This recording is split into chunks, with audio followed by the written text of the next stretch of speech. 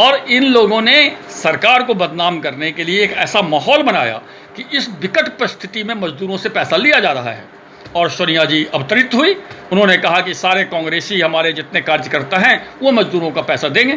कोई भी मजदूर ने पैसा नहीं दिया है। आप सिंगल किसी मजदूर को खड़ा नहीं कर सकते हैं कि हमने किराए का पैसा दिया है। ये झूठ का एक महल खड़ा किया गया है, जो झूठ का महल ज़्यादा दिन चलता नहीं है। अब देखिएगा, आज से ये लोग चुप हो जाएंगे। आज से मजदूरों के टिकट के पैसे की कोई चर्चा नहीं करेंगे। क्या मजदूरों से रेलगाड़ी में जो एक स्थान से दूसरे स्थान तक मजदूरों को भेजा गया, उनसे टिकट का पैसा लिया गया? क्योंकि काफ़ी यह मामला गर्म है कि मजदूरों से इस विकट परिस्थिति में क्यों पैसा लिया गया। और यह सारे भ्रम जो पैदा हुआ है वह एक नोटिस से पैदा हुआ है, जिसमें एक नोटिस रेलवे मंत्रालय ने लिखा था। गृह मंत्रालय का भी नोटिस था कि इतना इतना पैसा राज्य सरकार वसूल के देगी, लेकिन उसमें यह नियम बन गया था कि 85% केंद्र सरकार उसमें डोनेशन देगी और 15% राज्य सरकार देगी। लेकिन इस चीज़ का पालन महाराष्ट्र सरकार, राजस्थान सरकार ने नहीं किया, जो कि कांग्रेस या कांग्रेस समर्थित सरकारें हैं, और उन लोगों ने 15% पैसा अपने मजदूरों से लिया, जो कि गलत था। दूसरा बिहार का मामला है कि बिहार में राज्य सरकारों ने यह घोषणा करी थी कि हमारे यहाँ जो मजदूर आएंगे उसका हम 100% पैसा देंगे और 500 रुपया एक्स्ट्रा देंगे, अतिरिक्त देंगे। आपने नीतीश जी को लाइव सुना होगा। तो यह मामला बना कैसे? वास्तव में मामला कुछ बन नहीं रहा था, तो कांग्रेसियों ने एक षड्यंत्र के तहत अपने अपने राज्यों में 15% मजदूरों से पैसा वसूलना शुरू कर दिया। और इन लोगों ने सरकार को बदनाम करने के लिए एक ऐसा माहौल बनाया कि इस विकट परिस्थिति में मजदूरों से पैसा लिया जा रहा है। और सोनिया जी अवतरित हुई, उन्होंने कहा कि सारे कांग्रेसी हमारे जितने कार्यकर्ता हैं वो मजदूरों का पैसा देंगे। मैं पूछना चाहता हूं, आज तक, अभी तक, इस समय तक सोनिया जी या उनकी पार्टी के किसी भी कोई व्यक्ति ने एक मजदूर को पैसा दिया है? यदि दिया है तो आप नाम बताइए। सिर्फ बोलने से नहीं होता कि हम मजदूरों को पैसा देंगे।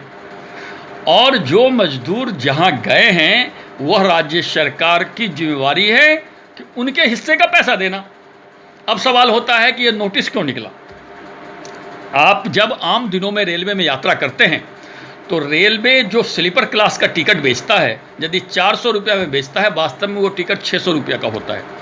अब तो यह लिख के टिकट पर आने लगा है कि 200 रुपया रेल मंत्रालय अपने तरफ से दे रही है। तो वो लिख के आता है। आपको 200 रुपया तो अन्य दिनों में भी कब लिया जाता है?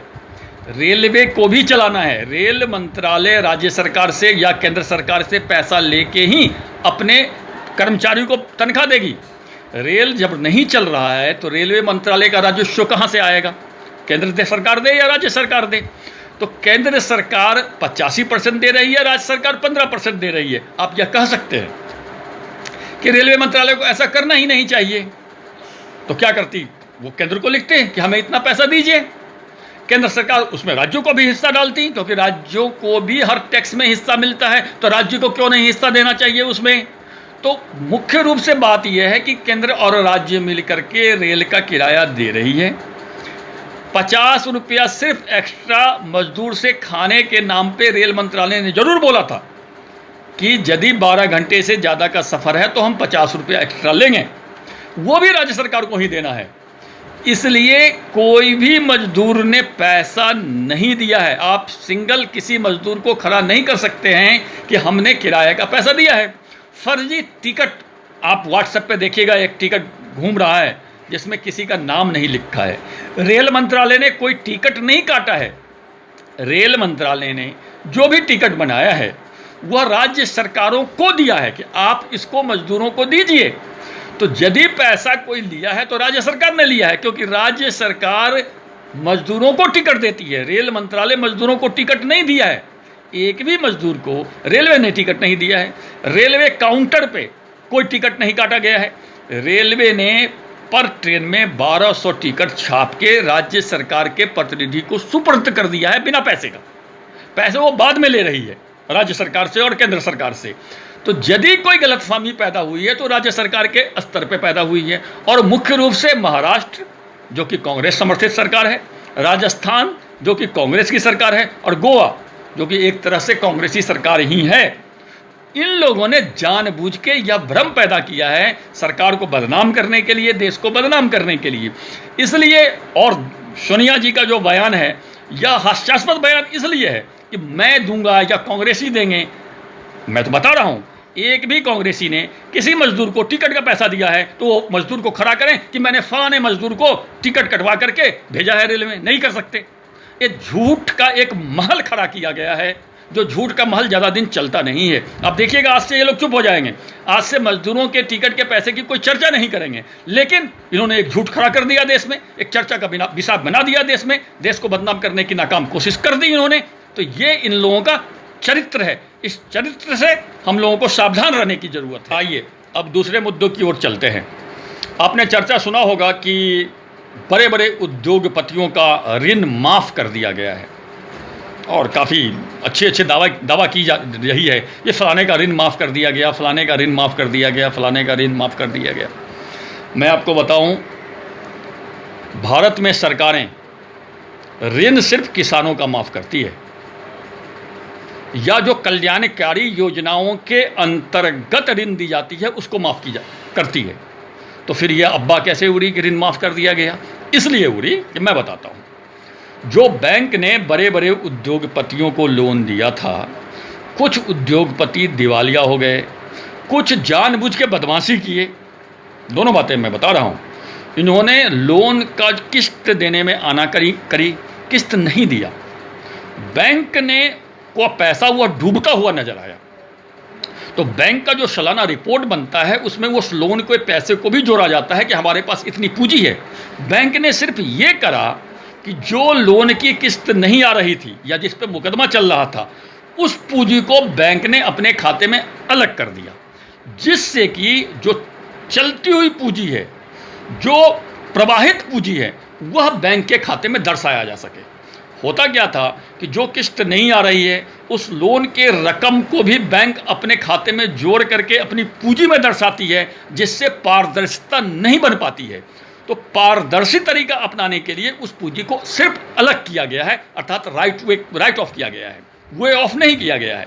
राइट ऑफ का मतलब ये होता है कि हमने अभी अपने खाते से अलग इसे किया है। इसका ये मतलब नहीं है कि हम उनसे असूलेंगे नहीं, उन पे मुकदमा चलेगा। जिन्होंने वो और लोन लिया हुआ है उन पे मुकदमा चलेगा, उनसे असूली की कार्रवाई होगी, यदि उनकी संपत्ति है तो उसकी नीलामी होगी, यह सारा प्रोसेस चलेगा। राइट ऑफ का मतलब ये होता है। वे ऑफ का मतलब होता है जो कि किसानों को वे ऑफ किया जाता है, या छात्रों को जो कुछ लोन दिया जाता है उसमें भी वे ऑफ किया जाता है, बहुत लघु उद्योग वाले को भी वे ऑफ किया जाता है, जो माफ़ करना, यह राइट ऑफ किया गया है, अर्थात खाते से उसको सिर्फ अलग किया गया है। तो इस तरह से जो अफवाहें उड़ाई जा रही है कि बड़े बड़े उद्योगपतियों का लोन माफ़ कर दिया गया है, ये मूर्खतापूर्ण बातें हैं। यदि आप 6ठी 7वीं में भी अर्थशास्त्र पढ़े हों, और जो कि पढ़े होंगे आप, ऐसा नहीं है कि अक्लमंद आजकल इंडिया में सब है, भारत में सब अक्लमंद है, लेकिन अक्लमंद आदमी जब झूठ बोलता है तो ऐसा झूठ बोलता है कि राइट ऑफ को वे ऑफ करता है। कोई लोन नहीं माफ़ किया गया है, जो राइट ऑफ किया गया है उस पर भी मुकदमा चलेगा, उन पर नीलामी की कार्रवाई होगी, उनकी संपत्ति को बेची जाएगी। इसलिए कोई माफ़ नहीं हुआ है, सिर्फ बैंक ने अपने खाते से जो उसे पूंजी के रूप में साल दर साल दर्शा रहे थे, जिससे लगता था कि इस बैंक की पूंजी 10,000 करोड़ रुपया है, एक एग्जाम्पल के लिए बता रहा हूँ, लेकिन वो 1,000 करोड़ रुपया जो उन्होंने लोन दिया है वो डेट पड़ा हुआ है, उसको भी पूंजी में दर्शाया जा रहा था। सिर्फ उसको बैंक ने एक खाते से दूसरे खाते में अलग किया है, जिससे यह पूंजी में न दर्शाया जा सके। इसका मतलब माफ़ नहीं कर दिया है, इसका मतलब असूली नहीं होगा, ऐसा नहीं है। उनमें असूली होगी, वो सब कार्रवाई की जाएगी, जो कार्रवाई कानूनन होती है वो सब कार्रवाई की जाएगी। इसलिए कोई लोन नहीं माफ़ कर किया गया है।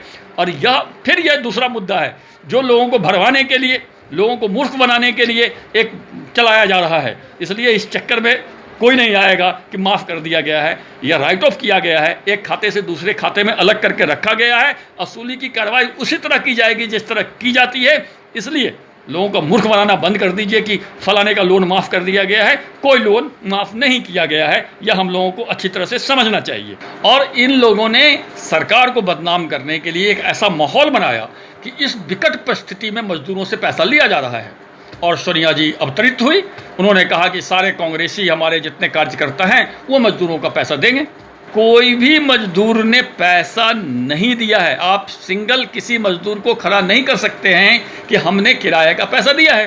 ये झूठ का एक महल खड़ा किया गया है, जो झूठ का महल ज़्यादा दिन चलता नहीं है। अब देखिएगा, आज से ये लोग चुप हो जाएंगे। आज से मजदूरों के टिकट के पैसे की कोई चर्चा नहीं करेंगे।